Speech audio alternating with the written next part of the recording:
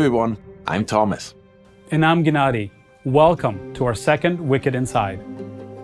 We know a lot of you have been eagerly waiting to hear more from us since we shipped our last major content update.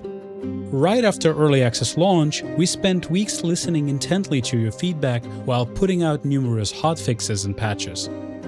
Then, after we felt that No Rest for the Wicked was in a good spot, we launched our first big content update, the Crucible. Yes! With the Crucible, we introduced fresh enemies, brand new systems and a fun mode to keep everyone entertained while we began work on our next major content update. But it's been a while since then, and today we'd like to explain why. Our publisher for No Rest for the Wicked was Private Division, a subsidiary of Take-Two Interactive. Take-Two decided to sell off Private Division, which was unexpected news for us. After some deliberation, we saw an opportunity. After months of negotiations, we reached an agreement to buy the publishing rights for No Rest for the Wicked back, so that Moon Studios could become fully independent. This legal process took time, and we couldn't say much while it was all happening.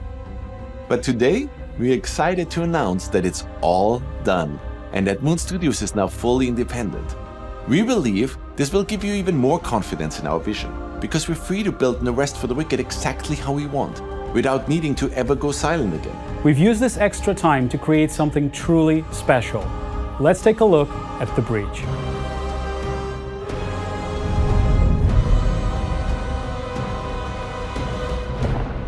The breach represents the biggest content update we have ever shipped. We have heard you loud and clear. You wanted more out of our campaign. You wanted more story, more zones to play in, more enemies to fight, more bosses to test your mettle against. In short, more of everything. And that is exactly what we have been focusing on. Our story continues immediately following Ellsworth's return to Sacrament. He summons his daughter Odessa from her prison cell, and their exchange reveals more about their relationship.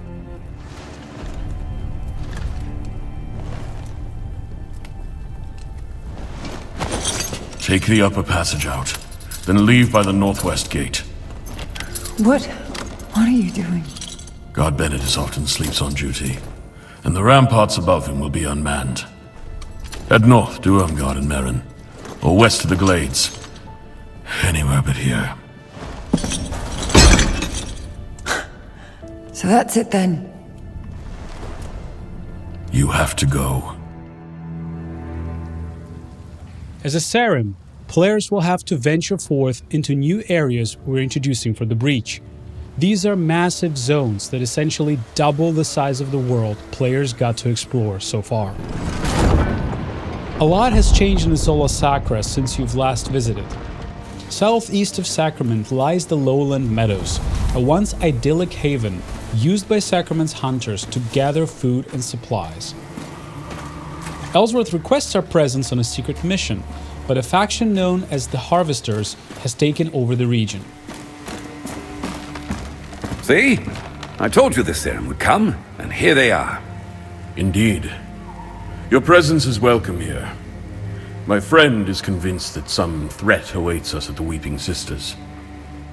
As always at Moon, when it comes to level design, we deliberately craft every single inch of our world by hand.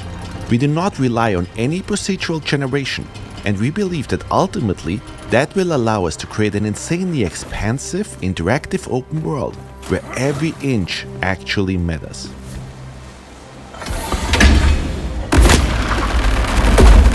Throughout your journey through the meadows, you will encounter all new enemies. We have also introduced 2 new weapon archetypes, gauntlets and wands. Let's take a look at how these new weapons can be used to take down all new foes that you'll encounter. The Timberwhite here will try to take your life with his ginormous great axe. We know some of you already loved being able to suplex enemies in Wicked. It was only appropriate we introduced a dropkick.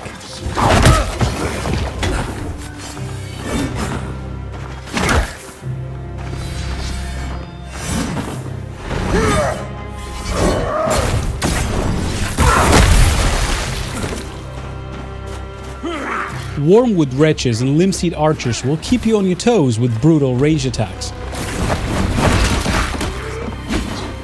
Our Tremor Wave will make quick work of them. Rust Reavers present an even greater challenge. Equipped with 2 huge saws, your best bet is to keep your distance and counter when you find an opening.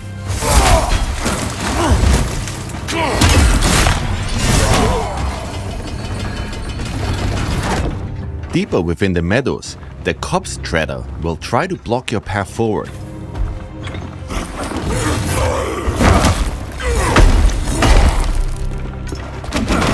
Study his movement patterns and keep a cool head. You might just prevail.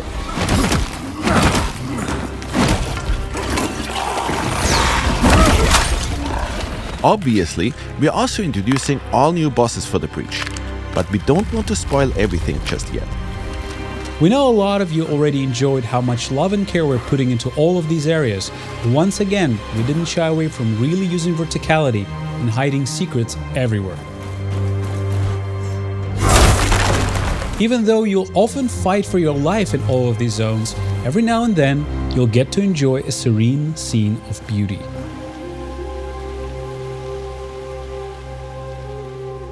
Things have changed in Sacrament too.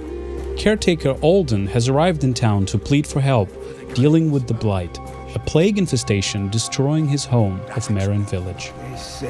Excuse me, is it true that Governor Ellsworth has already gone north with that madrigal? The guard said as much, but I wasn't sure. Many doors in Sacrament stay shut to us, Dasha. And if you exit Sacrament through its northwestern gate, you will find yourself in the once majestic Marin Woods.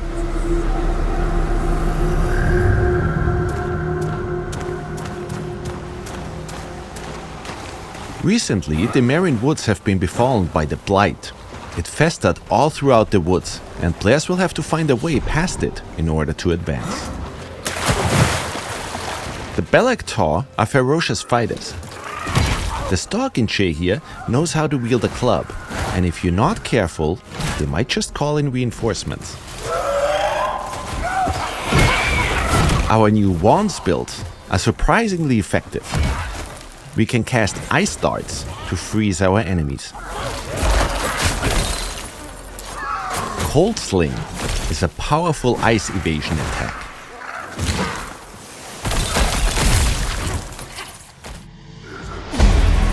For the Heavy Feather, we'll use some more powerful spells our wands provide. We have since learned how to perform the Riven Twins Plague Explosion.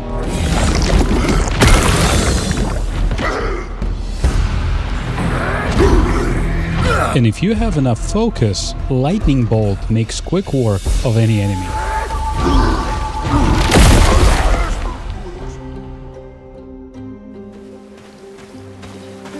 Halfway through Marin Woods, you'll encounter Marin Village, a peaceful woodland community of Isola Sacra. First traveler I've seen in ages. I'm amazed you made it to our village at all, stranger. Hardly anyone comes here anymore. 10,000 blessings, Serim, for returning us to ourselves. The villagers in Marin provide new services and sell different items than the ones in Sacrament.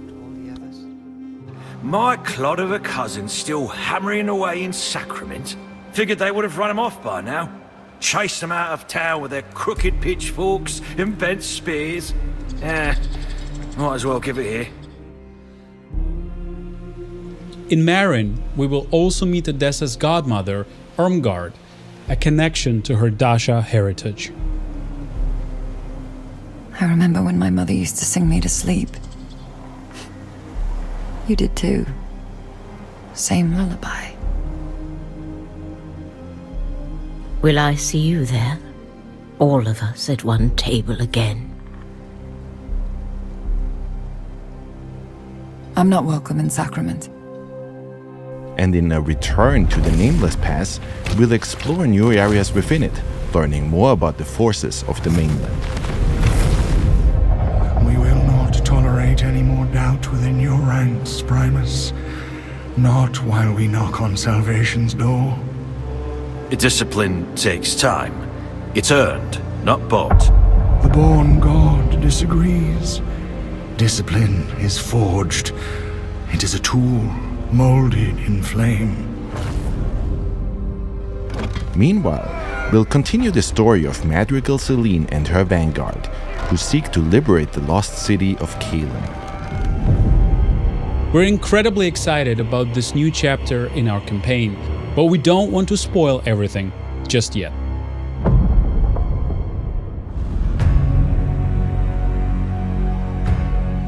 Our intention for No Rest for the Wicked was always to provide players with an insane amount of content, even after they finish the campaign. After the events that unfold throughout the Breach, our Spilled Blood questline continues as any area within Isola Sacra can now be overtaken by the Pestilence.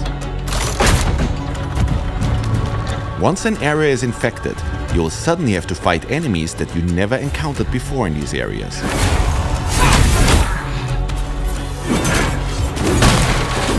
Defeat these enemies, and they might just drop all new Torn resources. Torn resources can be burned at any fire in order to further increase the challenge within an infected area. You will need to heavily upgrade your gear and perfect your build in order to succeed.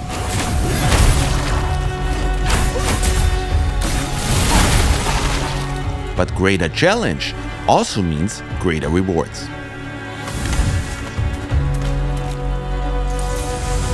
Notice that with every enemy you slay, the Pestilence spread meter at the bottom of the screen reduces.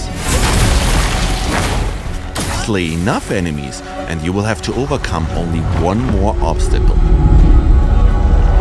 Getting rid of the infection means ripping it out at its root. If you manage to defeat the plague boss within the infected area, the entire zone will be cleansed of the pestilence once more. Our Alive system has also gotten a huge update. You will now find many more factions being able to take over the various areas within Isola Sacra. Our goal with all of this is to change the way players think about retraversal in video games. We ultimately want to make every return feel as fresh and as exciting as it was the first time you played. And as you can see, we also introduced entirely new levels within the areas you're already familiar with.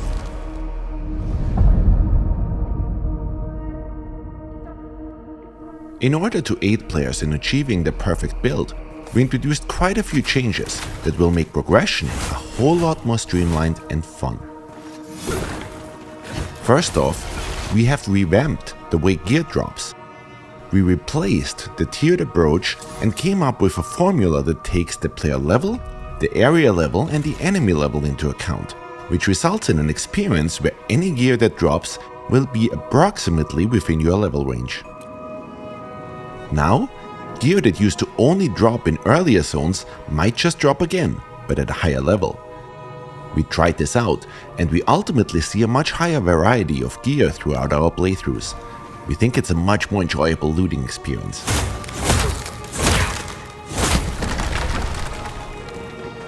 Another big aspect that defines your build is, of course, the enchantments. So far, if your gear didn't drop with the enchantments you needed, your item would never reach its full potential. But we came up with a solution. If an item dropped with less than maximum possible amount of enchantments, you can now use a Fallen Ember to add another random enchantment to it. And if you have an enchantment on one of your items that doesn't quite fit your playstyle, Fallen Embers can now be used to re-roll that particular enchantment. Of course, Fallen Embers are also still used for respeccing your character, which makes Embers insanely valuable now. We also introduced a new weapon rarity, Masterworks. Any Masterwork starts out as just a common item. If you decide to forego the RNG aspects of Wicked, you can bank on gems in order to fully customize your item. Gems will now show you exactly what effect they'll have depending on which item you slot them into. In our case here, we want to craft a build that heavily relies on and synergizes with focus. The benefit of common items is that we can completely customize them. Once we've fitted the maximum amount of gems into them, they now become a masterwork. In general, we've introduced a whole slew of new weapons, runes and armor sets. We've also iterated on our list of enchantments in order to enable the creation of entirely new builds, while ridding ourselves of the enchantments that led to overpowered builds. Given that and the new loot drop algorithm, the sky is the limit when it comes to build variety. We also conducted a major balance pass on our stats, and we noticed that quite a lot of you didn't use shields all that much.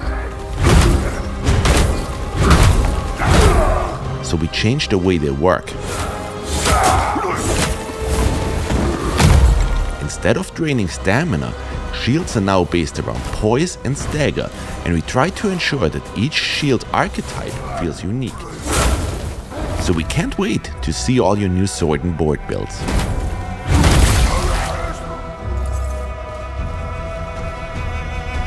Last but not least, if you've become a master at playing No Rest for the Wicked, you should try our new hardcore characters.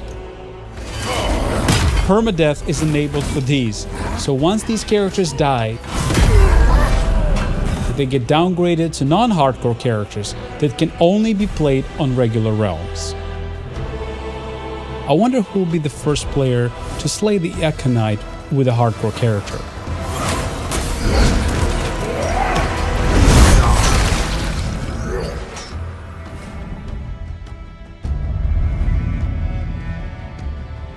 Naturally, we also spent quite some time introducing a wide range of quality of life features and polished up what you've played so far of No Rest for the Wicked.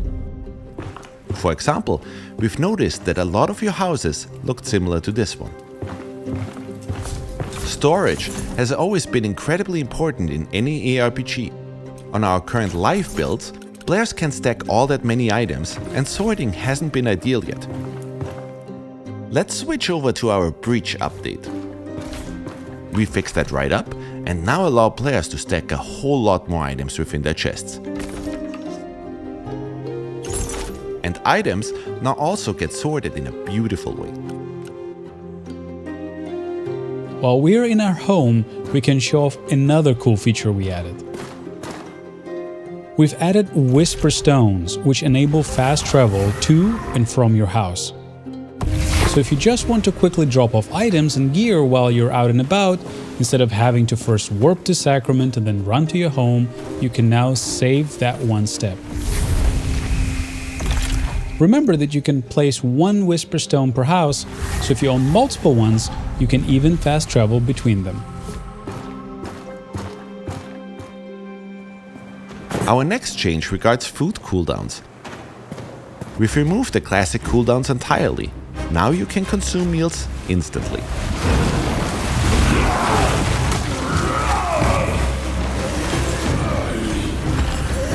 However, your stomach is no longer a bottomless pit. You have a limited number of meals you can eat during combat.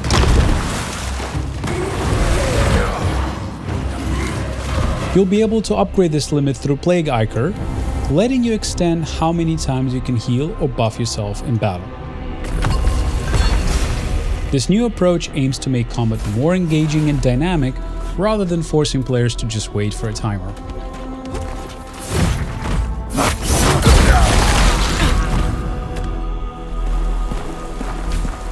Time ticks ever forward. We know timers and project wait times have been a major discussion point in our community. We're adding a new feature so you can contribute food and ingredients to make Adanas' workers, speeding up whichever building project they're currently tackling.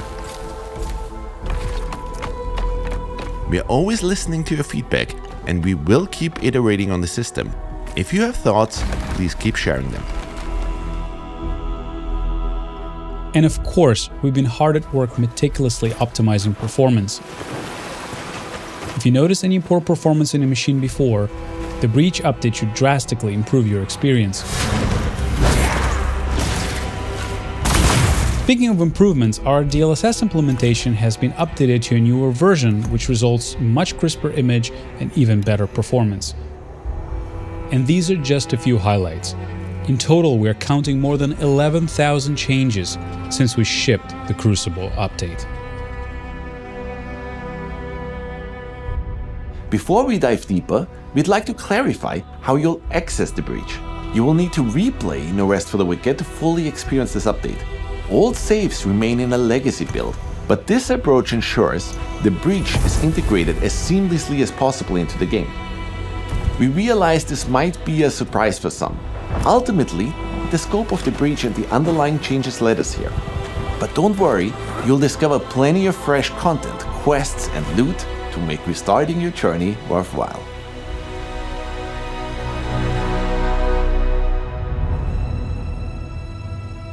Let's discuss our roadmap next. It goes without saying that we will heavily support the breach for the upcoming weeks after launch. You will once again see us react incredibly quickly to all of the feedback you guys might provide. But we're also already hard at work on our next content drops. We've received hundreds, if not thousands of pleas begging for the co-op update, and we know that our original roadmap had co-op before the breach. Rest assured, it will be the next thing we launch after this update. The reason we ultimately decided to switch these updates was because we wanted people to have more content to play once co-op releases. With the Breach update, there will be now a lot more content to explore with your friends. After the co-op update, we'll be following up with more improvements and new systems. We'll expand Sacrament, improve housing, introduce farming, expand the Crucible, and of course, finish the campaign with more story and more quests and bosses. We are very much aware that a lot of you finally want to play No Rest for the Wicked on all major consoles. We have a ton of things planned to further improve on the foundation that we've laid so far, and we're excited to keep discussing all of these new releases and changes with you as we go along. Also, today marks the 10th anniversary of Ori. We released Ori and the Blind Forest on March 11th, 2015. It's been a wild ride for all of us here at Moon, so today, we'd like to use this opportunity to just say thank you. Thank you to all of our fans who have supported us the whole way through. We would not be where we are today without you. We're now hard at work on the final bug fixing and polishing stages of this massive update. We want to make sure we get it just right. But before we wrap up, there is one more thing, and this one is near and dear to our hearts. Hello everyone, I'm Gareth Coker. My story with Moon Studios began more than 15 years ago when I received a message on an internet forum from them asking me if I'd be interested in composing the music for a small indie project. 4 years later, that small project blossomed into Ori and the Blind Forest. Now, we were all very young and just getting started, so for our second release, Ori and the Will of the Wisps, we set out to perfect everything about the original, and I couldn't be more proud of what we were able to create together. But our journey is not yet over. I'm happy to announce that I've been hard at work crafting an unforgettable score for the story, the characters, the locations, and the boss fights of No Rest for the Wicked. And you will finally be able to hear some ambient music while out exploring in the world too. I can't wait to see where this journey leads us once again. It leaves me to invite you to experience the all-new music in No Rest for the Wicked with the Breach update, launching on April the 30th. It will be well worth the wait.